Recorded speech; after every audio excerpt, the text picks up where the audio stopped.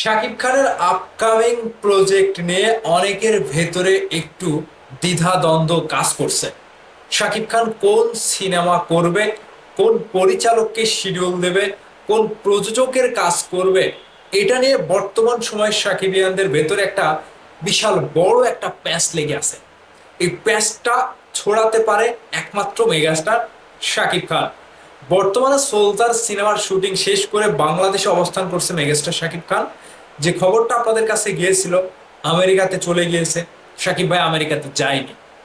যারা এই নিউজটা দিয়েছিল তাদেরকে বলতে চাই, সঠিক সময় সঠিক নিউজটা দিতে পারলে দেবেন, না দিতে পারলে দেওয়ার দরকার নাই।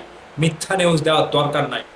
মেগাস্টার বাংলাদেশে অবস্থান করছে, তিনি আমেরিকাতে যাওয়ার একটা প্ল্যান করেছে। যদি সে যায় তাহলে তার সময়গুলো একটু তিনি হাতে নিয়ে যাবে। আর যদি না যায়, এর মধ্যে যদি আবারও নতুন কোনো শিডিউলে তিনি ফেসে যায়, মানে কাজে যদি আটকে যায়, তাহলে আর যাবে না। এখন আমি আপনাদের কাছে প্রশ্ন রাখতে চাই, আপনারা নিজেরাই বলবেন শাকিব খান কাকে শিডিউল দেবে? অনন্য মামুনকে, নাকি হিমেল আশরাফকে, নাকি রায়হান রাফিকে? মানে যে নামগুলো আসছে, একসময় হুট করে চলে আসছে রায়হান রাফি তুফান 2 আসবে। অনন্য মামুন নিজে নিজে পোস্ট করছে খেলা খতম, মানে খেলা শুরু। আবার হিমেল আশরাফ যে কথাটি বলেছিল যে শাকিব ভাইকে নিয়ে আমি ঈদের বাইরে আসব, অর্থাৎ এই যে তিনটা পরিচালক কেন্দ্রিক শাকিব ভাইকে নিয়ে যে মানে যা কিছু ঘটছে কিংবা যা কিছু শোনা যাচ্ছে, আপনারা নিজেই বলবেন যে কার সাথে কাজ করলে ভালো হয়। আমি যদি বলি শাকিব ভাই তুফান 2 করুক, তাহলে সেটা হবে সাকিবিয়ানদের কাছে বিশাল বড় একটা চমক। আমি যদি আবারও বলি যে হিমেল আশরাফ, যিনি কিনা প্রিয়তমার মতো ইন্ডাস্ট্রি হিট সিনেমা দিয়েছিল, সেই পরিচালককে আবারও একটা সুযোগ দেওয়ার দরকার রয়েছে, সেটা কি ঠিক হবে সাকিবিয়ানরা? অবশ্যই এটাও ঠিক হবে। আবার আমি যদি বলি সাকিব ভাইকে নতুনভাবে ওয়ার্ল্ড ব্যাপী বিশাল বড় একটা পট পরিবর্তন করে অনন্য মামুন বলিউডের কোনো প্রথম সারির নায়িকা নিয়ে এসে সাকিব ভাইকে দিয়ে দিক, আর সেই সিনেমাটি, সেই প্রজেক্টটা হোক যৌথ প্রযোজনায় বাংলাদেশ এবং এসকে মুভিজ থেকে কলকাতার প্রযোজনা প্রতিষ্ঠান, সেটা হবে বিগ ব্লাস্ট।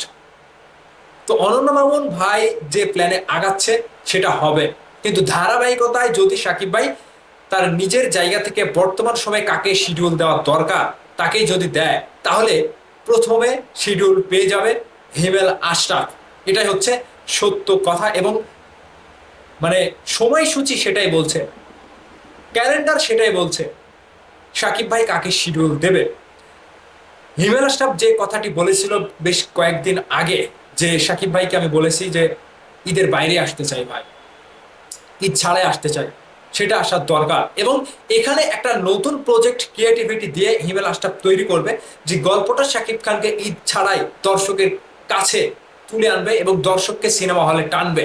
এরকম একটা ম্যাজিক ঘটাতে যাচ্ছে মেগাস্টার শাকিব খান, হিমেল আশরাফ। এবং প্রযোজনা প্রতিষ্ঠান আরশাদ আদনান ভাই প্রিয়তমা থেকে আবারও যদি হিমেল আশরাফকে কাস্ট করে শাকিব খানের সাথে, তাহলে এখানে একটা বাজেটের বিশাল বড় একটা ব্যবধান চলে আসছে। যে কোনো কাজে একটা বিশাল বড় ব্লকবাস্টার শাকিব ভাই যেভাবে চায়, সেই কাজটি যদি সেভাবে হয়, অবশ্যই সেটি ইন্ডাস্ট্রি হিট হবে, তকমাটা পাবে। পরিচালক হিমেল আশরাফের কারিশমা দেখতে আমরা দেখেছিলাম প্রিয়তমায় কিংবা রাজকুমারে। প্রিয়তমায় শাকিব ভাইকে বৃদ্ধ লোকে তিনি যেভাবে ভাইরাল করেছিলেন, দর্শকের মুখে মুখে এবং দর্শকের টাইম লাইনে শুধু একটাই চিত্র ছিল শাকিব ভাইয়ের বৃদ্ধ লোক। এবং রাজকুমার সিনেমাতে যেটি করতে গিয়েছিল, মাহিয়া মাহিকা শাকিব খানের মা বানাতে গিয়ে ঠাকুরমা বানিয়ে ফেলে, সেটা আমি মেনে নিতে পারিনি। আনুশ খানকে বাবা বানিয়ে, সেটা আমি মেনে নিতে পারিনি। তো যাই হোক, হিমেল আশরাফের কাছে আমি মাপ চাই, এরকম কোনো কাজ করেন না। যদি করেন তাহলে ইউনিক কিছু করেন, যেটা সমাজে চলবে এবং 10টা মানুষ বলবো ওয়াও কি বানিয়েছেন, সেই সেই প্রিয়তমার মতো। তো যাই হোক, আপনারা দর্শকরাই শাকিব ভাইকে কোন সিনেমায় কার সাথে দেখতে চান অবশ্যই কমেন্ট করে জানাবেন।